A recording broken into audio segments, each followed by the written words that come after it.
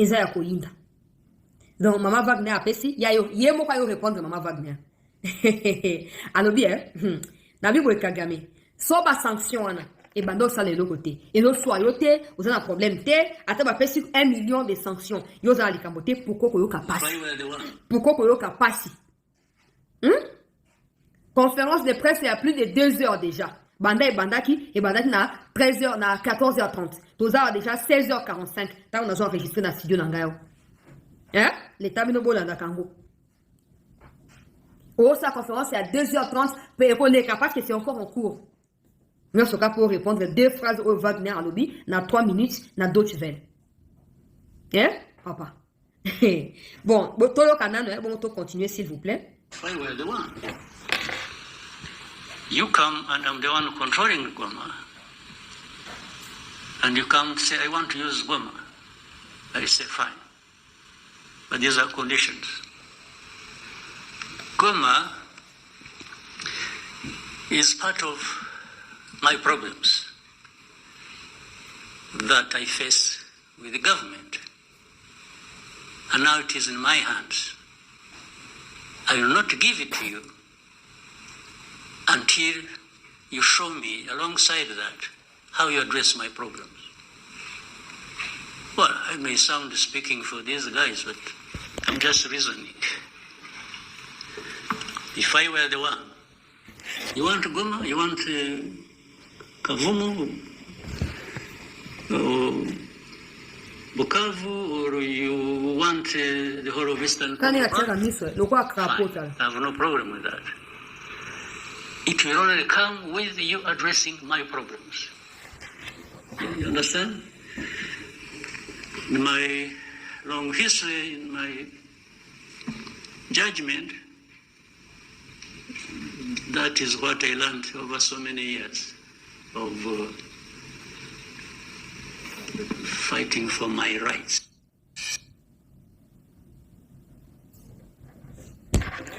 Je vais rapidement traduire.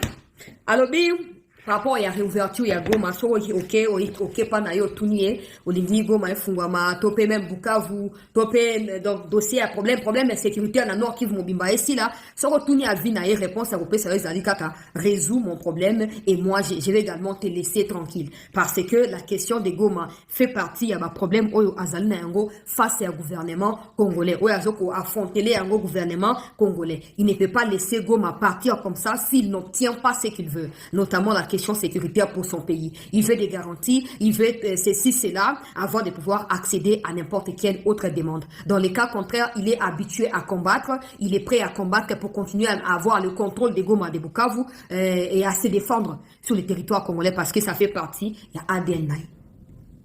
La redécrypter à vous, tous en patience, toquez la deuxième vidéo.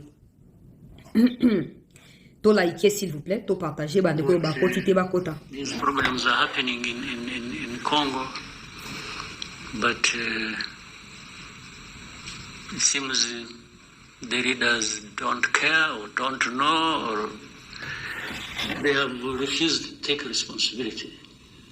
They just keep daydreaming and talking about all kinds of things and on all places. The only thing they know how is to keep asking sanctions for Rwanda, sanctions for Rwanda. Okay, but if you sanction Rwanda, how does it solve your problem? How does it solve your mismanagement of your country affairs? How does it give citizenship rights to the people who have been complaining for decades and have had to take arms and fight you? How does it solve the problem of you having to import mercenaries to come and ask and fight for you? How does it do that? You know, people should really see things for what they are, and you may hear so many stories about different things, but you also have the ability to see through. Ok, je vais m'arrêter là et je vais traduire. Bon, alors, ce qui se passe au Congo, ce qui se déroule au Congo semble être ignorés par les dirigeants, ou les dirigeants semblent s'en moquer. Ils passent leur temps à voyager et à parler, à demander des sanctions. Ils rentrent au pays main réduite, main vide. Ils n'apportent rien à leur peuple. Et des sanctions qu'ils demandent ne changent pas la situation sur le terrain au Congo, ne résout pas le problème de faim ou de famine, ne résout pas le problème d'insécurité, ne résout pas non plus le fait qu'il y ait des gens qui ont été discriminés et qui ont fini par prendre des armes contre leur pays. Aujourd'hui, on peut tout dire du Rwanda, mais on peut tout accuser le Rwanda comme la RDC le fait, mais cela ne change pas l'incompétence de ces dirigeants, donc des dirigeants congolais, dans la gestion de leur propre pays, mais aussi dans l'importation des mercenaires qui viennent combattre sur les territoires congolais au lieu de place que ce soit des Congolais qui combattent dans leur pays. Je n'ai jamais vu, moi, on voit il y a la guerre entre la Chine commerciale, bien sûr, Chine et États-Unis, on voit Ukraine, Russie. Tu ne verras jamais ni Zelensky ou Poutine passer en fait toute sa vie, tout son temps, prendre 2, 3 heures, 4 heures de temps en train de parler de pays voisins sans faire mention de son propre pays. Ça, c'est un. Des deux, Kagame est expert à s'imaginer des problèmes au Congo, selon ce qui s'est dit dans son esprit qui peut justifier sa présence militaire au Congo. Donc, il s'assoit, il dit, bon, ok, si je veux être écouté, il faut que je parle de ceci, que je parle de cela, comme ça, je ferai croire que le problème se pose à l'intérieur du Congo et pas moi. Et souvent, ça marche parce qu'il y a des connards au milieu de nous qui sont en train de partager ce genre de propos avec Kagame. Mais il se trompe, parce que tout ce qu'il dit de la RDC, il y a tel problème, il y a tel problème. Si ces problèmes sont connus, c'est parce que l'État congolais ne dirige pas le Congo comme Kagame dirige le Rwanda. Nous avons des images de comment, quand il y a des inondations, comment tout est ravagé au Rwanda. Mais ça ne peut pas passer à la télévision, encore moins sur YouTube. Parce qu'il y a une ligne éditoriale. Ce que Kagame vous demande de faire, vous le faites ou vous mourrez, point final. Vous n'avez pas à dire le contraire de ce que lui a décidé. Si aujourd'hui, on parle de la RDC, il y a tel problème, bien sûr que les problèmes ne manquent pas partout, on doit être réaliste. Bien sûr que les autorités travaillent pour trouver des solutions à ces problèmes-là. Mais le fait déjà de parler de ces problèmes-là signifie qu'il y a un degré de liberté qui ne dit pas son nom au Congo.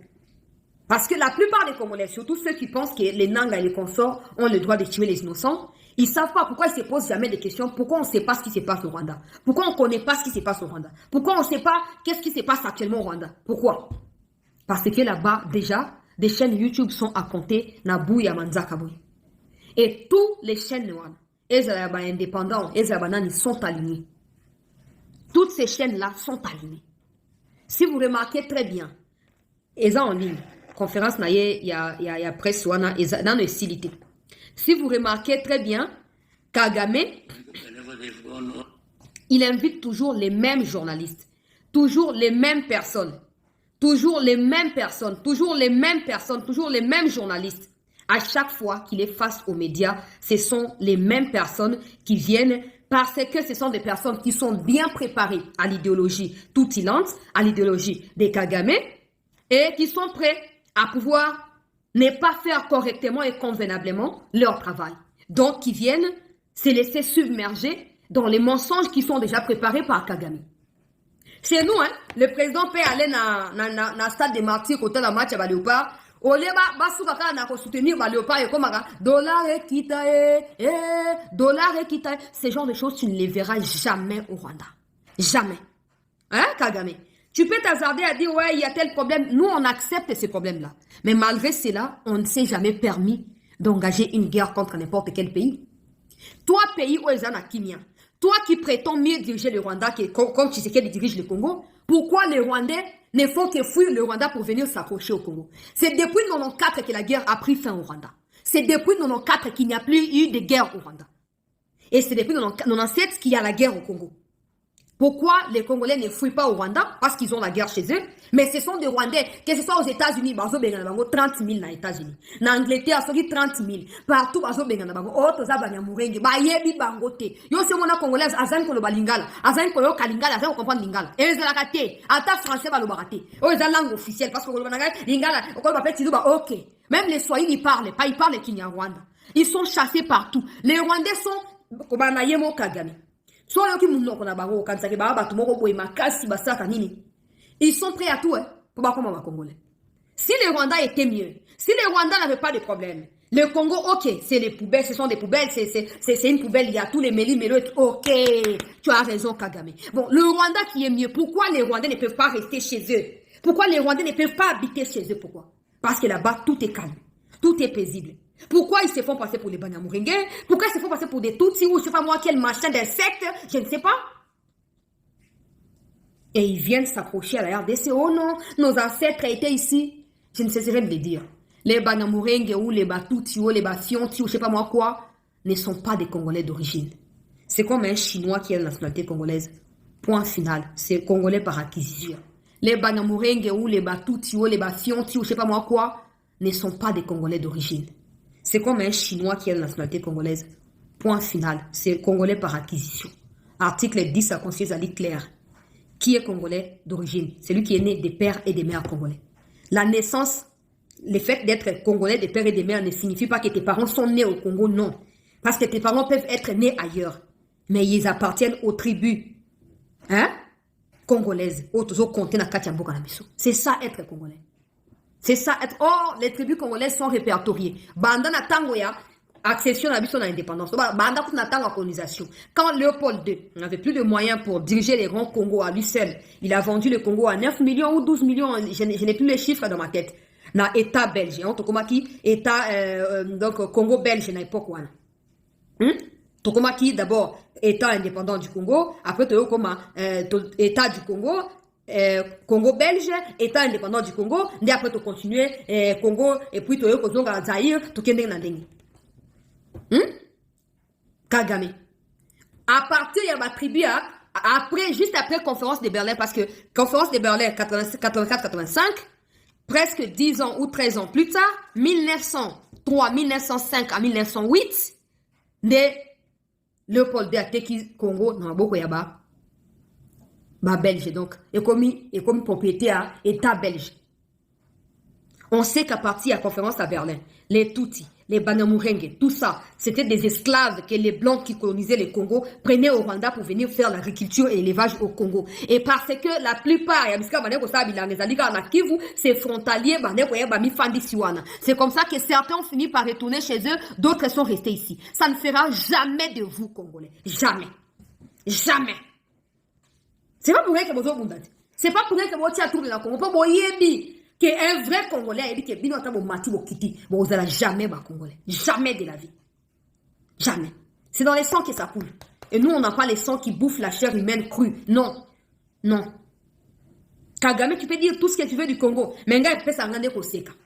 Au moins les moutons, azando qui aza salité aza nyonso, mais azomi monate, car misuka ko mona baninga. Quand tu mets comme ça. Tu sais pourquoi ça te retourne? Parce que ça te pousse d'abord à réfléchir. Tu es sûr que c'est que tu sors à travers ces doigts ici. Yo, ça la camote, yo, ça la catite. Kagame est un pays qui est stable. Ils sont les paradis. Afrique, il y a Est. Il y a Afrique centrale un peu. Bon, centrale basalité, mais Afrique, il y a Est. Et tout ça. Mais pourquoi les Rwandais se pavanent partout? Comme des corbeaux.